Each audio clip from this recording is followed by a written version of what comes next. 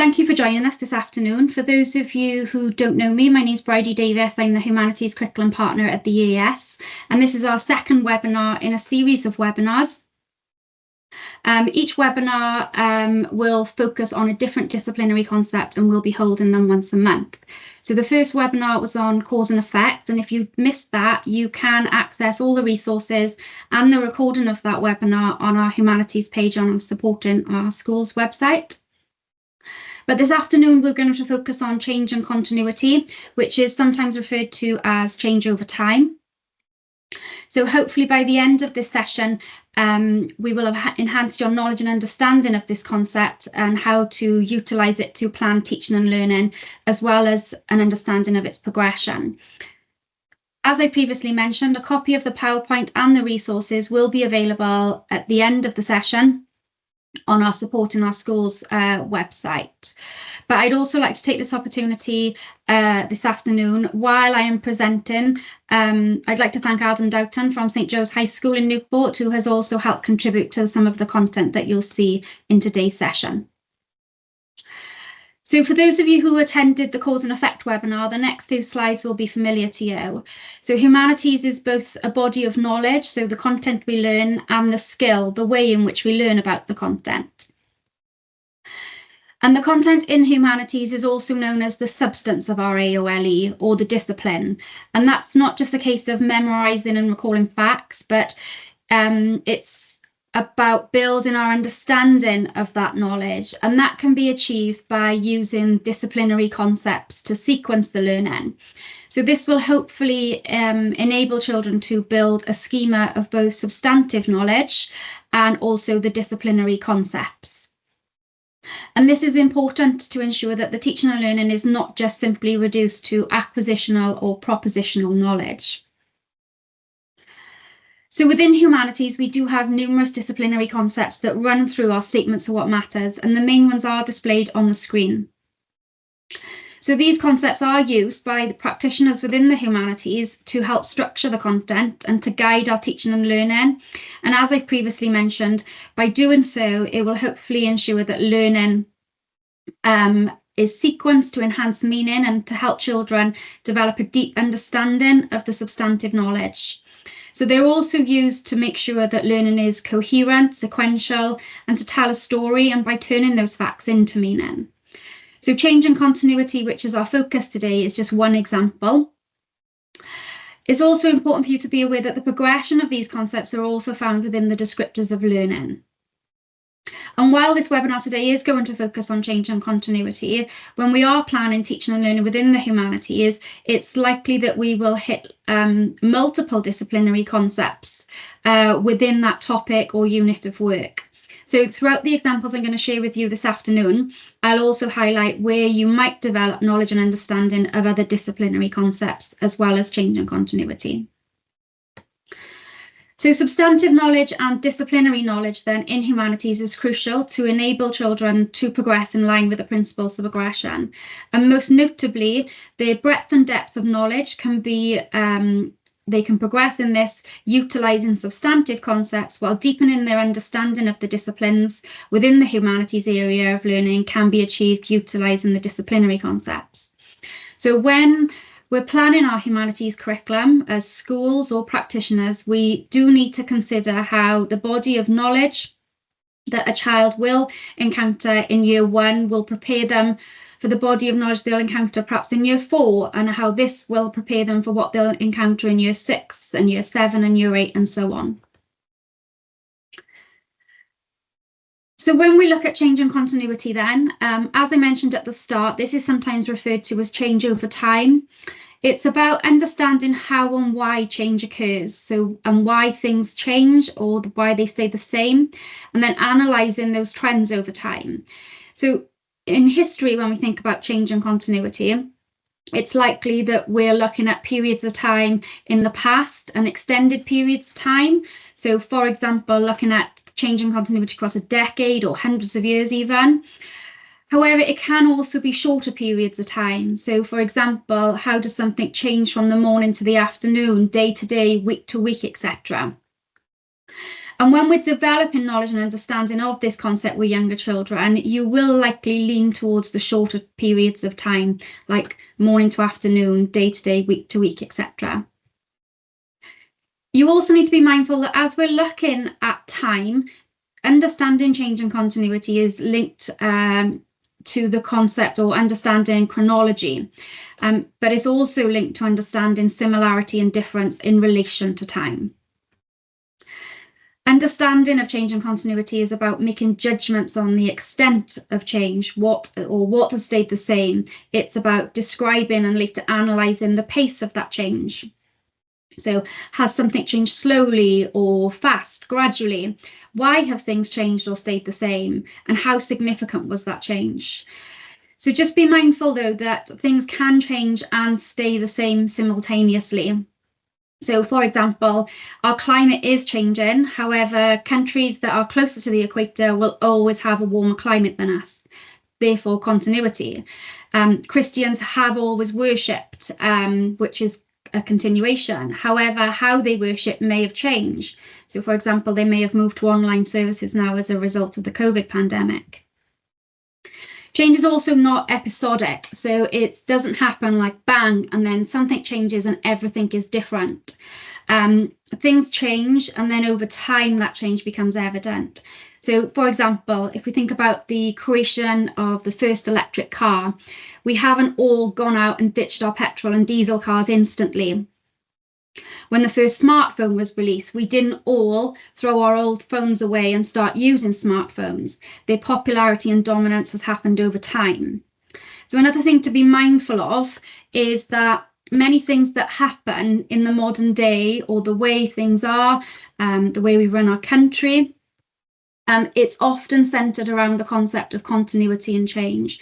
What has happened in the past affects us now and in the future. So when developing children's understanding of change and continuity, a whole topic or unit of work or a big question can be focused around change and continuity. And I'll try to demonstrate that with the examples that I share today. However, the concept can also be an element within a topic. So, for example, if you're looking at castles in Wales, an element of this topic might look at how castles have evolved and changed. So they change from a Motte and Bailey castle to a stone keep castle to a concentric castle. But if you are studying castles, it's likely that you're not just going to look at the type of castles. There'll be other things that you'll be looking at within that unit. Now, the examples that you can see on the screen are ones that came to mind when we first started planning this webinar. It was almost like a brain dump, but this is by no means an exhaustive list. So I'll just pause there momentarily just to give you a chance to take in some of those options. Okay, so if we look at our first example then, which might be suitable for children working in progression step 1, we could look at the question, how have toys and games changed over time? And for those of you familiar working with the younger children and teaching younger children, this is perhaps not a new example to you, but hopefully any of those who do teach older children might see how this concept can be taught lower down the school. So in order to answer the question, how have toys and games changed over time, you'd first need to look at what toys and games children played with in the past. Now, it's up to you as a teacher, in this instance, I suppose, to define the past. So you could decide that you want to look at toys and games in the Victorian era, or maybe the 50s and 60s. They're two popular eras in history that we look at. And when you've decided this, you could discuss the period with the children to help them start to develop their understanding of chronology. So depending on the period that you choose, perhaps it was when their parents or their grandparents were children. So I would encourage you, as it's with younger children, to utilise artefacts, so examples of toys from the past. And if you can't access those, use photographic evidence, which will be considered primary sources. And if you are using photographic evidence, can the pupils identify the toys in the photographs that children are playing with? Do children still play with these toys today? You could discuss if the toys are the same or different and compared today. Maybe considering materials, colour. The example on the screen is teddy bears. You could look at a range of different bears throughout history, or you could ask pupils to bring in an example of a teddy bear. Maybe you could show them the first ever teddy bear that was made in 1902 and discuss with them why it's called a teddy bear. And for those of you who are interested, it's actually named after the American President Theodore Roosevelt. So then from this sort of activity, we could encourage children at this age to talk about change and continuity by identifying how a specific toy is the same or different. You could use sentence stems like the ones displayed on the screen. You could also even bring in the skill of inquiry at this point, and you could ask children, and their parents, their grandparents, teachers in the school about toys they played with.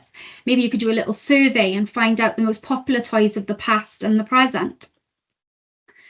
It's also something that would work well with children in the early stages of progression, step 2 as well. Perhaps to make it a bit more progressive, maybe you could encourage them to do a bit of writing rather than just talk about the similarities and differences. Or maybe rather than look at one period of time from the past, you could look at a couple of periods of time in the past compared to today to make it that bit more challenging. So the National Museum of Wales, St Fagans in particular, do have a free online toy workshop, which is designed for learners from the ages of 3 to 7. So the link for this is on the screen, but if you did engage in something like this, it would obviously extend the learning experience for children. So if we think about children then progressing, with their knowledge and understanding of change and continuity, they're starting to build their schema. So through learning about this sort of content, you can see that this child, fictitious obviously, their schema is starting to develop as the teddy bear in the past is different to the teddy bear today because it's not as soft. Just be mindful though that when we are building schema, it's something that needs to be revisited. So in this case, it wouldn't just be about discussing change and continuity once. It's something that we would need to come back to through multiple contexts. So change and continuity could also be addressed through Seize the Seasons, but there are lots of things that you could look at with young children. Looking at things that are familiar with them. So TV programs, so how are they the same or different compared to the past? Cartoons, chocolate bars, sweets.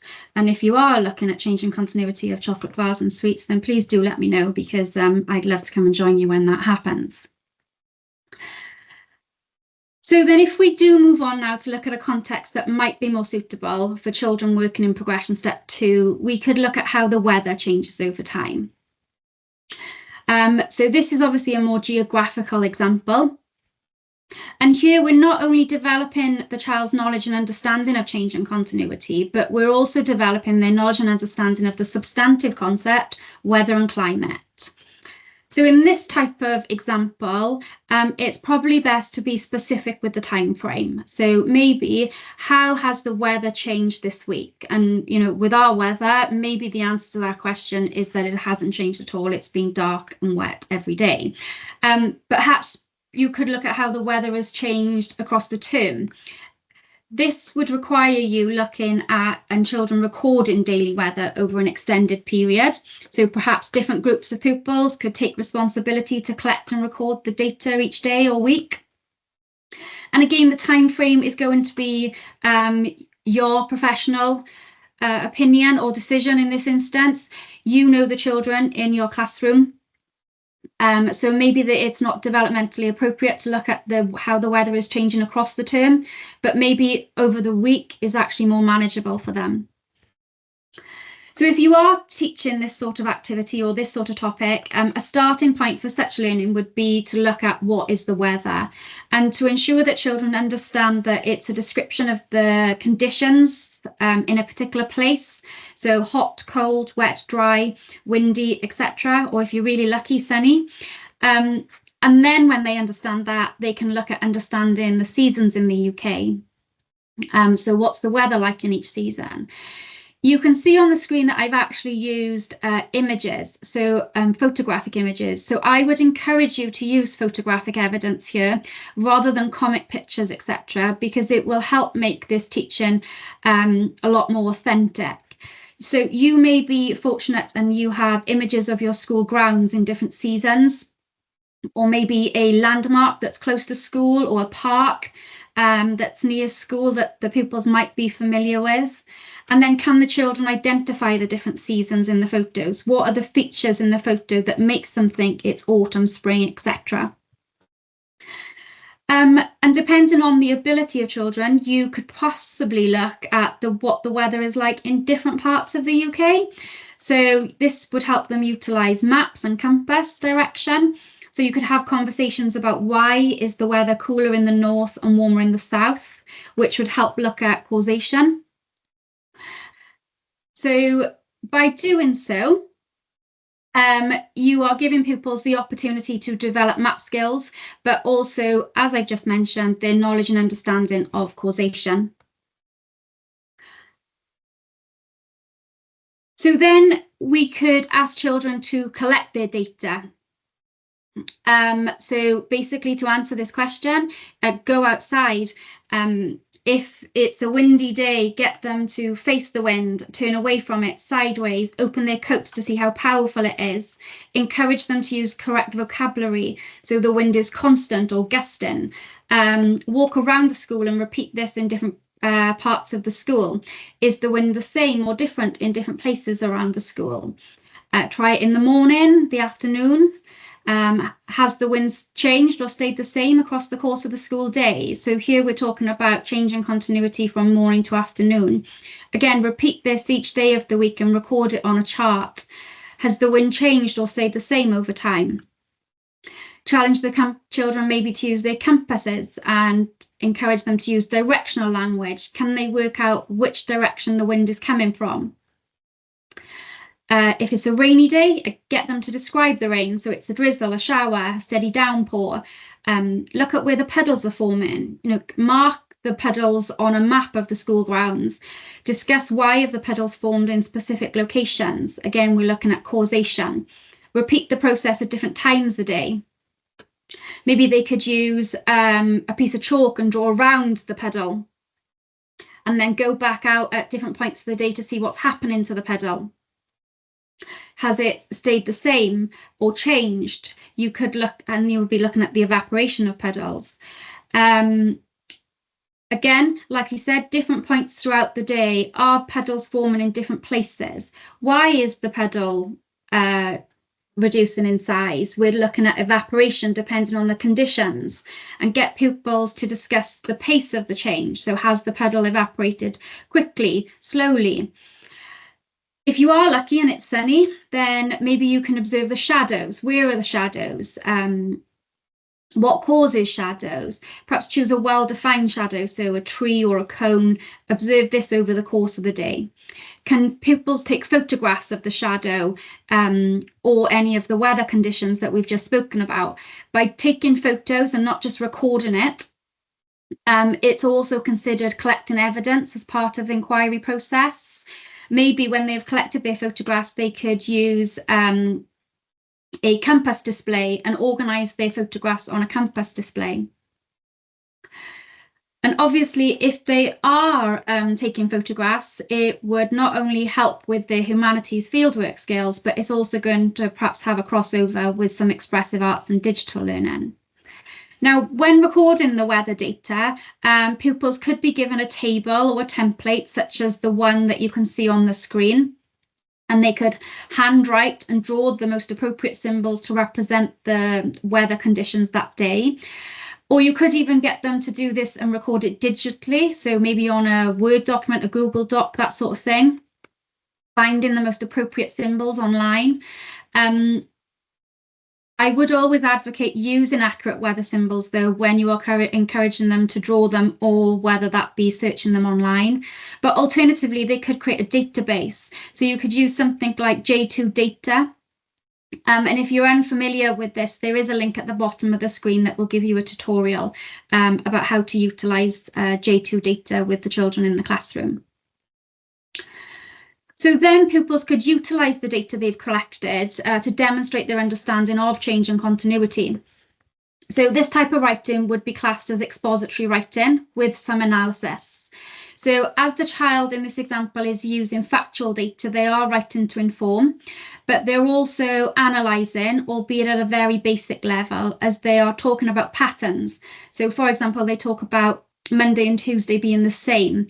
And they're also describing the pace of the change because it says they change slowly.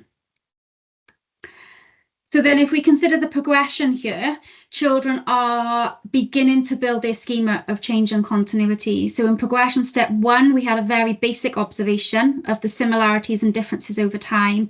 But now in progression step 2, we're building on that and we're starting to look at the pace of change across the week.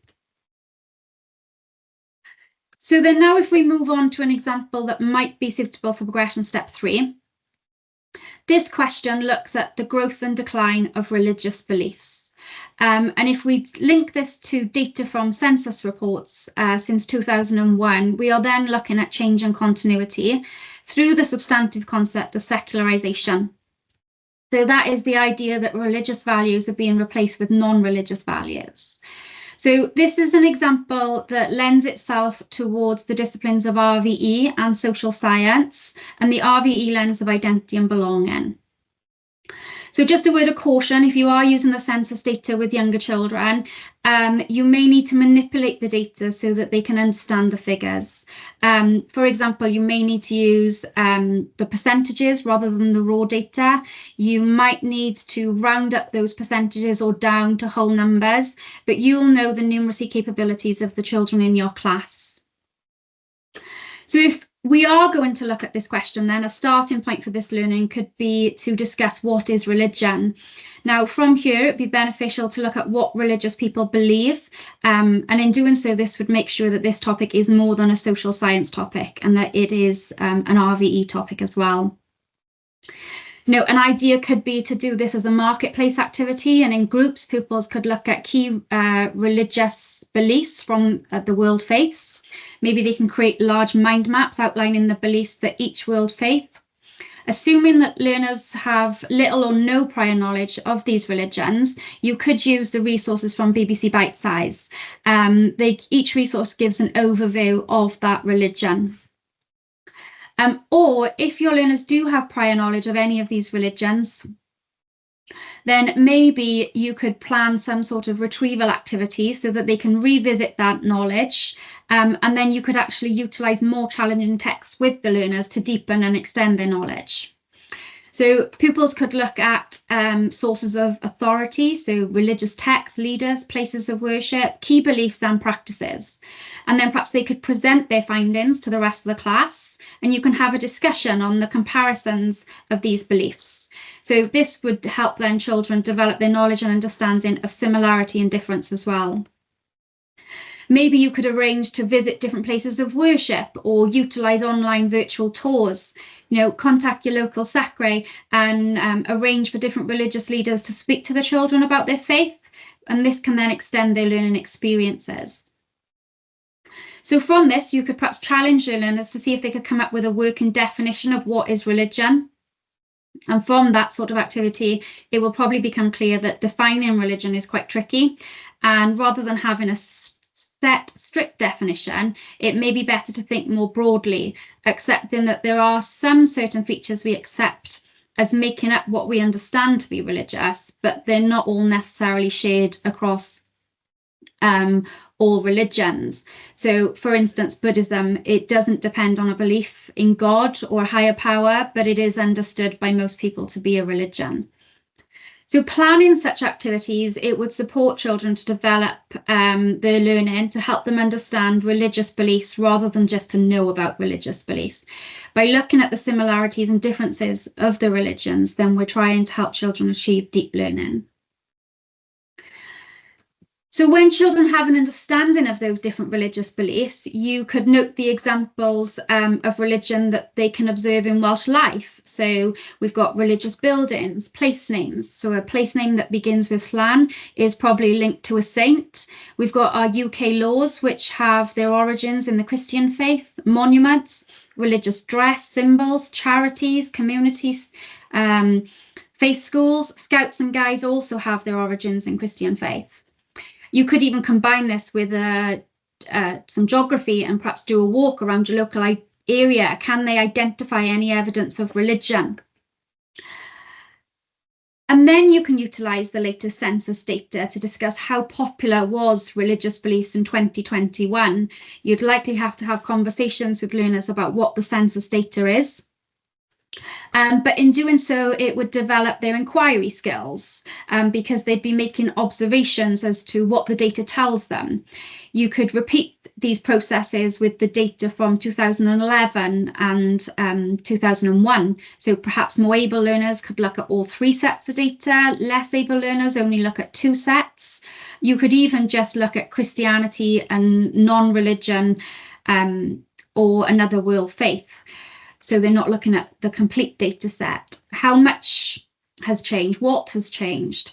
Has it changed a little, drastically? If we consider the time period between each census report, can they start to think about how fast or slow things have changed? So depending on the ability of your learners, you could develop this inquiry skills further by considering how trustworthy is the census data. So it's a report, it's based on factual information, but the data collected from it's data collected from every household. However, since 2001, the religion question is actually a voluntary question. And again, depending on their capability and their proficiencies, could you discuss with the children that, you know, these percentages are based on population size, which has increased each year. And then they can utilise that data to demonstrate their understanding of change and continuity by completing a piece of writing like the one you can see on the right-hand side of the screen. This type of writing would be considered expository writing and analysis writing again. They are analysing by writing about the increase and decline and the pace of change, considering key findings from the data. Is expository because it's all factual. But as the child is also making a judgment that some beliefs have changed slightly, they're also beginning to evaluate.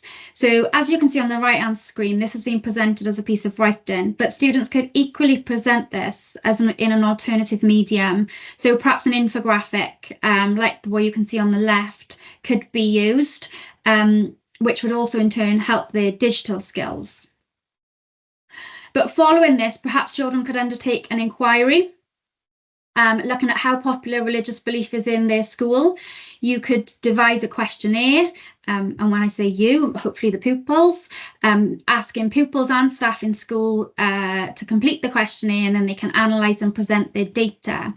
Are the findings what they'd expect? Is the data from school similar or different to that of the 2021 census? As a school, then maybe you could store that data and then again utilise it in the future. So has religious beliefs at your school changed over time?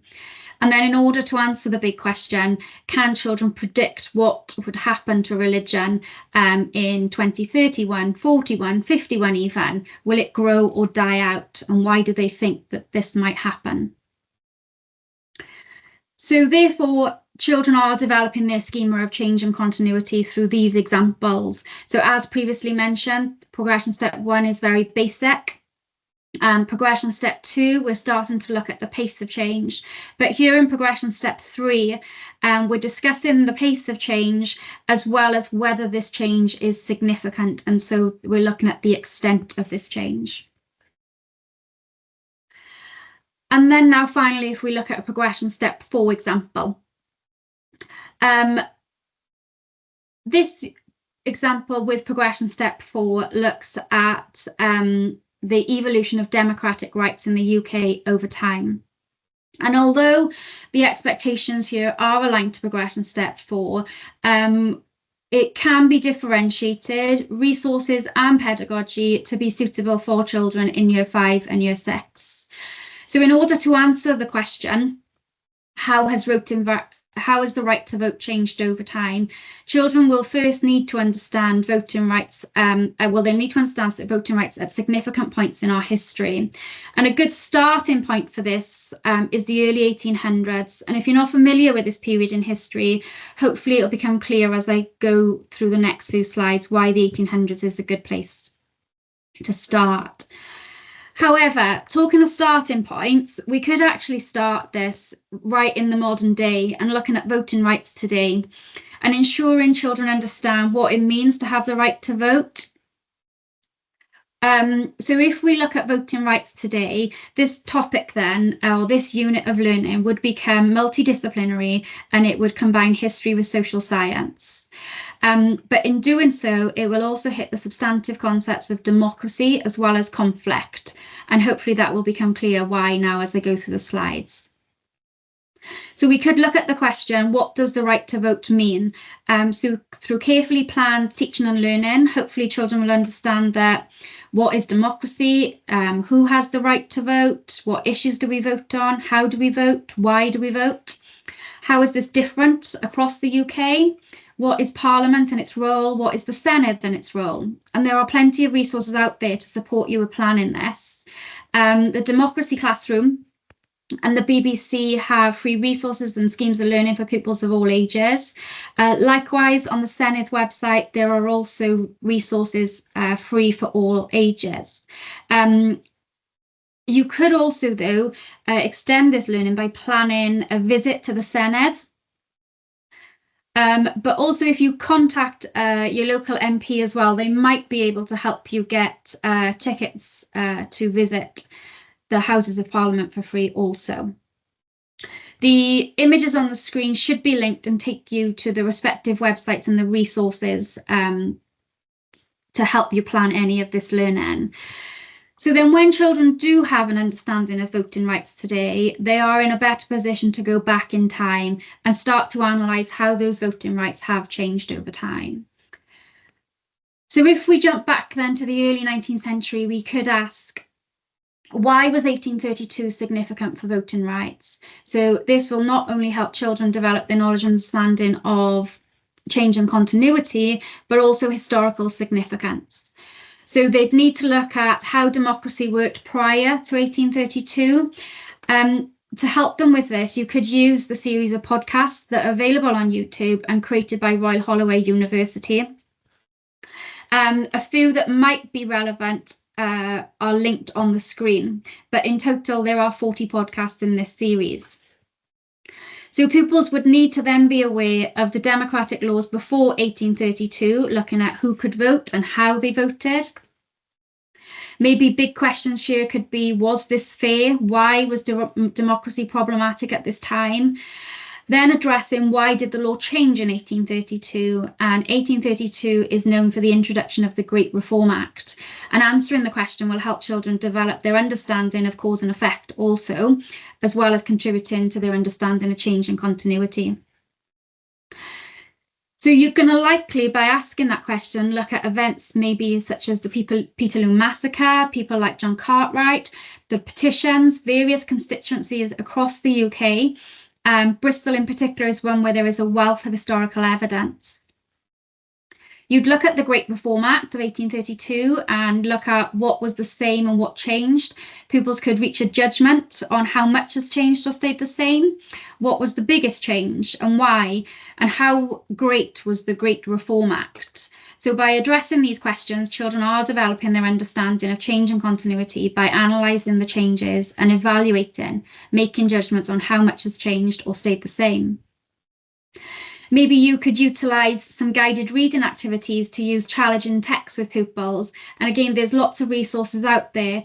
Uploaded with these resources will be a list of links that might be beneficial to this topic. But the National Archives in particular have lots of historical evidence that can be utilised, which will in turn help pupils develop their historical inquiry skills. So further change then took place in 1867, and again, the Royal Holloway University in London has a podcast about this. There was an act introduced in 1867, and again, utilising the podcasts, accompanied by, say, reading, children could then consider what has changed or stayed the same since 1832. So maybe they could complete a table like this one on the left, and they can organise their thoughts and understanding, activating their prior knowledge of 1832 and then their new knowledge of 1867. Perhaps they could bullet point what has changed and stayed the same, and then they can summarise how much has changed, what was the biggest change and why. Why did voting rights change in 1867 again? In doing so, we'll also be helping children to develop their knowledge and understanding of causation. This, though, will lead you on to looking at the People's Charter, so Chartism.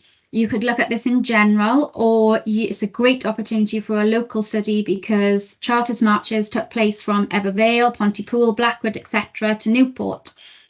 You could contact Gwent Archives to see if they have sources of historical evidence for your specific locality.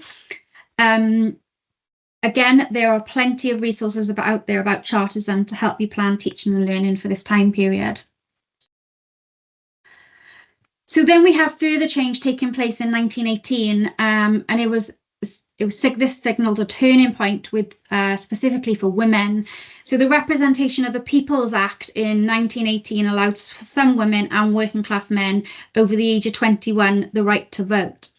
Again, the Royal Holloway University has a lot of podcasts about this, but there are certainly plenty of resources out there about women's suffrage. Why 1918? So why was that a significant year? We could look at women's suffrage campaigns up to this point, and their success, the differences between the suffragettes and the suffragettes, key individuals, Emily Davison, Emily Pankhurst, Lady Rhondda. Again, contact Gwent Archives and they may have photographs of local women campaigning for the right to vote. You could look at how women contributed to the war effort and the effect this had on their suffrage campaign. There are hundreds of historical sources about women's role in World War I. You could use that then to answer a question about the significance of World War I for women. How much has changed? What was the biggest change up to this point? There's also a relatively new piece of artwork which you can see displayed on the screen in Parliament in London. It's called The Dawn, and it's celebrating women's suffrage. So this could be an opportunity to, in secondary school, to speak with the art department and do a cross AOLE or multidisciplinary project with art, where children apply their knowledge and understanding of suffrage from their history lessons to utilising their art lessons. But then from this, in order for us to bring this up to the modern day and the present day, it would be advantageous to look at rights post-World War I. So we then have full female suffrage, voting age lowered to 18, we have creation of national assemblies for Wales, and most recently the reduction of voting age in Welsh elections from 18 to 16. So having gained all this knowledge, then pupils could combine it to discuss what they think is the biggest change from 1832 to the present day and why. And when we're discussing pupils' opinions, maybe we could also consider, do their opinions have any bias? They could do this in a table like the one displayed on the screen, which could help them organise their knowledge, and then they could use this to apply to a piece of writing. So by the end of this unit then, learners could demonstrate their understanding through a piece of writing similar to the one that you can see on the screen. So I imagine that this piece of writing would be more suitable for children towards the end of year 9. Or the detail that is written here would be suitable for the end of year 9. And here they're writing about why things have changed, who have they changed for, and where in the UK have they changed. Similarly, they're writing about where things have continued or stayed the same. They've written about how much has changed and when the biggest change occurred and why. So this type of writing actually doesn't need to be left until the end of the unit, though. It could be compiled throughout the learning, with pupils adding a paragraph each time they learn about the period. But completing writing like this independently does take significant practice, and I would encourage practitioners to collaboratively plan this with pupils, model and even provide topic sentences while learners are becoming proficient with their disciplinary writing. Just be mindful with a piece of writing like this, learners will likely struggle if they've not mastered the skills of writing to inform and explain in the first instance. So if we consider our schema of change and continuity then, it's being further developed and consolidated now. We have here we have evaluating the changes, the biggest changes that have taken place, why, as well as understanding the variation across the UK. The schema is, this schema as a whole is somewhat basic as it's been developed just utilising the 4 examples shared today.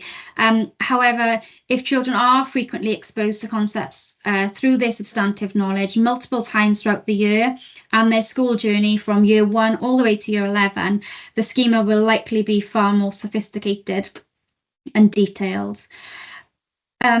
But that's just about it from me. Thank you very much for listening. As I said, a recording of the webinar along with all the resources will shortly be published on the EAS Support in Our School site, and you should be able to access that using the link you can see on the screen.